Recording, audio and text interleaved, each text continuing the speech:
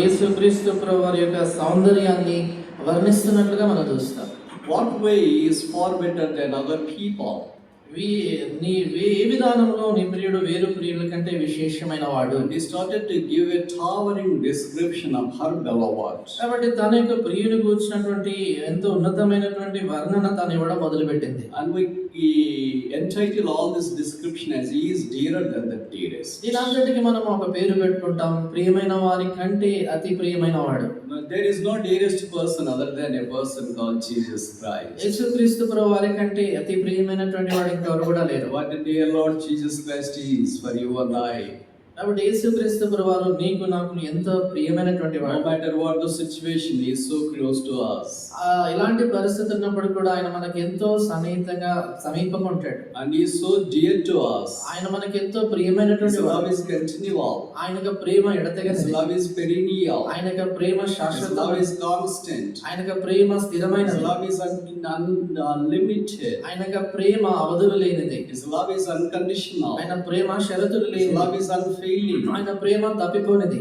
And on the bottom line we discover that none of us are fit for his love. కాబట్టి చివరికి మనం చూస్తే మనలో ఏ ఒక్కరం కూడా ఆయన ప్రేమ పొందే పాత్రలం కాదు. But because of his sheer grace displayed, manifested on the cross of Calvary, we are all wrought under the shadow of his grace on the cross. అయితే కేవలం యేసుక్రీస్తు ప్రభువారు శిలువపై చూపించినటువంటి ఆ యొక్క కృపను బట్టి ఆ యొక్క కృప నీడ క్రిందికి మనమందరం కూడా తీసుకురాబడ్డాం. And thirdly, మూడవది Hebrews chapter 12 verse 24.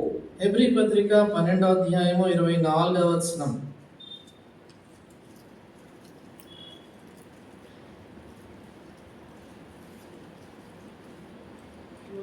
Hebrews chapter 12 verse 24. Hebrew పత్రిక 12వ అధ్యాయం 24వ వచనం. Unto Jesus, the mediator of the new covenant, unto the blood of sprinkling, that speaketh better things than that of Abel. క్రొత్త నిబంధనకు మధ్యవర్తి అయిన యేసునందుకును హేబేలు కంటే మరీ శ్రేష్టముగా పలుకు ప్రోక్షణ రక్తమునకును మీరు వచ్చి ఉన్నారు. Now we have come to the better of the best. ఇప్పుడు మనము శ్రేష్టమైన వారి కంటే అతి శ్రేష్టమైన వాడి ఎందుకు వచ్చాము. We all know that in the Old Testament we see the sprinkling of the blood of Abel by Cain. కాబట్టి మనం పాత నిబంధనలో ఎరుగుతాము కయీను ఎలాగా మరి తన సహోదరుడైనటువంటి హేబేలు రక్తాన్ని చెందించాడు. Abel was a worshipper. హేబేలు ఆరాధికుడు. Cain was a murderer. కయీను నరహంతకుడు. Usually murderers kill the worshippers. మామూలు సాధారణంగా నరహంతకులు ఆరాధికులను చంపుతారు. That is the practice in the biblical times too. అది బైబిల్ కాలంలో కూడా అలానే జరుగుతూ It వచ్చాయి. happens across the world even today. నేటి దినాన కూడా ప్రపంచవ్యాప్తంగా ఇలాగే David జరుగుతూ ఉంది. doesn't like the true worship. సాతానుకు నిజమైనటువంటి ఆరాధికులు ఆరాధన That's ఇష్టపడతారు. the reason as to why he catalyzes the people who are against the worship. అంచేతే ఆరాధనకి వ్యతిరేకంగా ఉన్నటువంటి వారిని రేపుతాడు. That's the reason as to why worshippers are killed in the biblical history too. అందుచేతే Bible చరిత్రలో కూడా ఆరాధికులైనటువంటి వారు చంపబడ్డారు. That's the reason as to why many are not given proper attention to the true worship. ఆ కారణం చేతే అనేక మంది నిజమైనటువంటి ఆరాధనకి సరైనటువంటి పైన సరైన దృష్టి ఉంచలేదు. But when we learn into chapter 12 of the Hebrews, we discover that the blood of Jesus Christ speaketh better than the blood of Abel.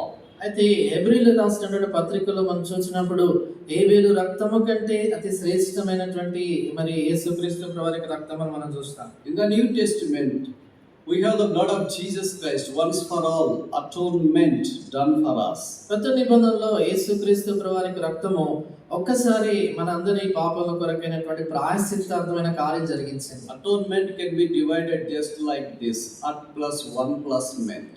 కాబట్టి This feel like that. 8 + 1 + ment. At plus 1 plus ment. Atonement, just splitting the whole word into 3. కాబట్టి ఆ పదాన్నంతటిని కూడా 3 భాగాలుగా విభజించారు. It's only done once in the history. అంటే చరిత్రలో కేవలం ఒకేసారి It జరిగింది. need not be repeated time and again. అంటే అది మరలా చేయబడాల్సిన పని That's లేదు. what Jesus has done for all of us. ఆ విషయాన్ని యేసుక్రీస్తు ప్రభువారు మన అందరి నిమిత్తమే But జరిగించారు. in the Old Testament, people used to bring the offerings that has to be killed for their sins. అయితే పాత నిబంధనలో వారి పాపముల నిమిత్తమై చంపబడవలసినటువంటి ఆ పశువులను తీసుకుని వచ్చేవారు. But in the New Testament, But in the New క్రొత్త Testament, నిబంధనలో అయితే but we have only one sacrifice. మనకు ఒకే ఒక అర్పణ ఉంది. A sacrifice that descended from heaven. పరలోకం నుండి దిగి వచ్చినటువంటి బలి అర్పణ. A sacrifice that was prepared before the world began. ప్రపంచం పునాది వేయబడ్డానికి మునుపుగానే సిద్ధపరచబడినటువంటి బలి అర్పణ. The sacrifice that was sent by God Himself. దేవుని చేతే పంపించబడినటువంటి అర్పణ. The sacrifice that God Himself came into this world as a mediator. దేవుడు తానే ఈ లోకానికి మధ్యవర్తిగా వచ్చినటువంటి ఆ బలి అర్పణ. Why should there be a mediator? ఎందుకని ఒక మధ్యవర్తి ఉండాలి? Because there is a hostility before God and between man and God. ఎంచేతంటే మనుషునికి దేవునికి మధ్యలో శత్రుత్వం ఉంది. That's what Romans chapter 5 says. ఆ విషయాన్ని రోమాపత్రిక 5లో మనం God చూస్తాం. demonstrated His love toward us. For yet we were enemies, Christ died for us. మనం ఇంకనూ ఆయన శత్రువులమై ఉండగా దేవుడు మన యెడల తన ప్రేమను బయలుపరిచిన అలాగనగా క్రీస్తు మన కొరకే మరణించాడు. So if only there are enemies in our class or a hostel or a room, it's very tough to mingle with. మన యొక్క హాస్టల్లో గానీ గదిలో గానీ లేకపోతే ఇంటి వద్ద గానీ ఎవరైనా మనకు శత్రువులు ఉంటే వాళ్ళతో కలిసి మెలగడం కష్టం If అవుతుంది. only there are enemies in the house of the Lord, it is still worse. ఇంకా దేవుని మందిరంలోనే శత్రువులు ఉంటే ఇంకా కష్టం అవుతుంది. But if only our enemy is mightier, like God, how can we survive in this world? అలాగైతే ఎంతో శక్తివంతుడైనటువంటి దేవుడే మనకి శత్రువు అవుతే ఈ లోకంలో మనం ఎలా బ్రతకగలము? No can ever wage a war against God. ఏ ఒక్కరు కూడా దేవునికి వ్యతిరేకంగా యుద్ధం చేయలేరు. It is truly impossible. అది నిజానికి అసంభవం. But it shows that deep down the generations of the human race, man or the human race started to wage the war against God. అయితే ఎంతో విచారకరమైనటువంటి బాధకరమైన సంగతి ఏంటంటే మానవాళి అనేకమైనటువంటి యుగాలుగా మనం చూసినప్పుడు ఈ దేవాది దేవునికి వ్యతిరేకంగా యుద్ధాన్ని చేస్తూ వచ్చారు. Which means they started to sin against God. దాని అర్థం ఏంటంటే వారు దేవునికి వ్యతిరేకంగా పాపం చేశారు, Rebel against God. దేవునికి వ్యతిరేకంగా తిరుగుబడ్డారు, And going out of the presence of God. దేవుని యొక్క సన్నిధి నుంచి దూరంగా వెళ్ళిపోయారు, Missing the mark of Jesus Christ. యేసుక్రీస్తు ప్రభువారి యొక్క గురి తప్పిపోయిన వారే. This all happened until Jesus Christ came into this world. ఇదంతా కూడా యేసుక్రీస్తు ప్రభువారి లోకానికి వచ్చేంత వరకు జరుగుతూ వచ్చింది. But the new beginning started when Jesus landed on this earth. అయితే యేసుక్రీస్తు ప్రభువారి యొక్క భూమి మీద దిగి వచ్చిన తర్వాత నూతనమైన ఆరంభం. He is the lamb that was slain before the world began. జగత్తు పునాది వేయబడ్డానికి మునుపుగానే వధించబడినటువంటి గొర్రెపిల్ల ఆయన. And because of His finished work on the cross, all sinners can be blessed with the free gift of eternal life called salvation. కాబట్టి ఆయన శిలువ పైన చేసినటువంటి ఆ యొక్క కార్యాన్ని బట్టి, సంపూర్తి చేసిన కార్యాన్ని బట్టి పాపులైనటువంటి వారందరూ కూడా రక్షణ అనేటువంటి నిత్య జీవం అనే ఉచిత వరంలో తీసుకురాబడతారు. Abel's life blood couldn't bring salvation to Cain.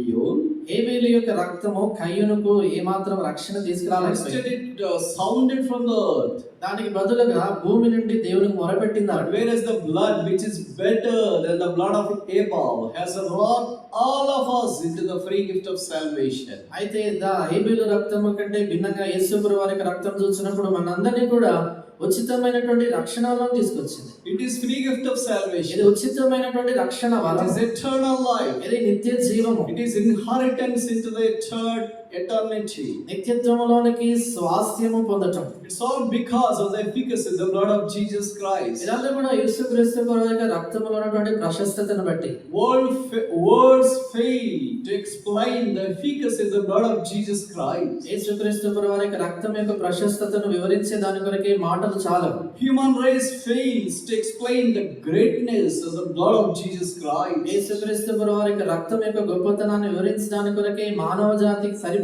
Those who are seated here and joined online are a towering examples, and the believers scattered across the world who are flocked around the Lord's table are a big example for the efficacy of the blood of Jesus Christ. But for His blood, we can never be found here. కాబట్టి ఇక్కడ కూర్చున్నటువంటి వారు మాత్రమే కాదు కానీ వీక్షిస్తున్నటువంటి వారు ప్రపంచవ్యాప్తంగా ఆయన బల్ల చుట్టూ చేరి వచ్చి ప్రపంచవ్యాప్తంగా చేరినటువంటి పరిశుద్ధులందరూ కూడా ఆయన రక్తం యొక్క శక్తికి వారు రుజువులై ఉంటున్నారు. ఎందుకంటే ఆయన రక్తమే కానీ లేనట్లయితే ఇలా మనం కూర్చుని ఉండే వాళ్ళమే కాదు. Nobody could ever say that I do not need the blood of Jesus Christ. ఏ ఒక్కరు కూడా యేసుక్రీస్తు ప్రభువు యొక్క రక్తం నాకు అవసరం లేదని చెప్పలేరు. It is not only for born again experience. ఇది తిరిగి జన్మించినటువంటి అంటే నాకు జన్మించదాని అనుభవం కొరకే కాదు. It's not it's for our daily life or a daily walk with God as a sanctified chosen vessel acceptable unto Him. అయితే మనం ఏర్పరచబడినటువంటి పరిశుద్ధపరచబడినటువంటి ఆయనకు యోగ్యమైనటువంటి పాత్రగా అనుదినం జీవించే దాని కొరకు కూడా ఆయనకు రక్తం మనకు అవసరం. That's what Bible says in 1 John chapter 1. John says the blood of Jesus Christ cleanseth us from all our sin. ఆ విషయాన్ని మొదటి యోహాను 1వ అధ్యాయంలో రాస్తుంటాడు కదా, యేసు రక్తము ప్రతి పాపము నుండి మనల్ని కడిగి పవిత్రపరచును. It doesn't say that the blood of Jesus Christ cleanses you. ఆయన ఇక్కడ యేసు రక్తము మీ పాపమును కడుగును రాయలేదు. He includes himself, it cleanses us. ఆయన తన్ను తానంలో కలుపుకొని మన పాపములను అంటాడు. Which means he also needs the blood of Jesus Christ. దాని అర్థం ఏంటంటే ఆయన కూడా యేసుక్రీస్తు వారి రక్తం అవసరం. If only such a beloved disciple who was leaning upon the bosom of Jesus Christ needs the efficacy of the blood of Jesus Christ, how much more you and I need the blood of Jesus. యేసుక్రీస్తు వారికి అతి ప్రియమైనటువంటి శిష్యుడు, ఆయన రొమ్మున అనుకున్నటువంటి అలాంటి శిష్యుడికి యేసుక్రీస్తు వారి యొక్క రక్త ప్రశస్తమైన శక్తి అవసరం అవుతాయి. నీలాంటి వాడికి నాలాంటి వాడికి ఇంకా ఎంత ఎక్కువగా ఆయన రక్తం అవసరం. We have all the time to be drenched, మనం plunged deep into the sea of the blood of Jesus Christ that gushed out of the cross. ఆ శిలువలో నుండి వెలువడినటువంటి ఆ యొక్క రక్త సముద్రములో నీవు నేను కూడా ఆ ప్రభువారి యొక్క రక్తములో మునిగి ఆ సముద్రములో ఉండాల్సిన వారికి.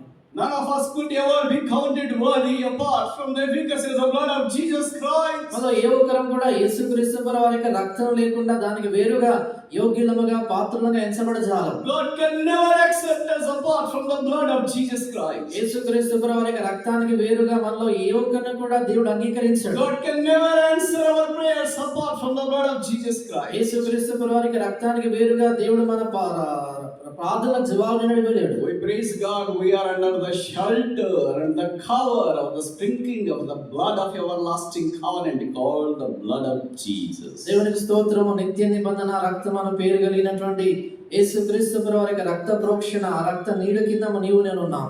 Old Testament saints haven't had this privilege. పాత నిబంధన పరిశుద్ధులు ఇలాంటి ఆధిక్యత కలిగి లేరు. But what a grace it is bestowed upon us New Testament believers to be brought under the sprinkling cover of the blood of Jesus Christ. అయితే ఈ క్రొత్త నిబంధన విశ్వాసులుగా పిలువబడిన మనకి ఎలాంటి కృప అనుగ్రహించబడింది?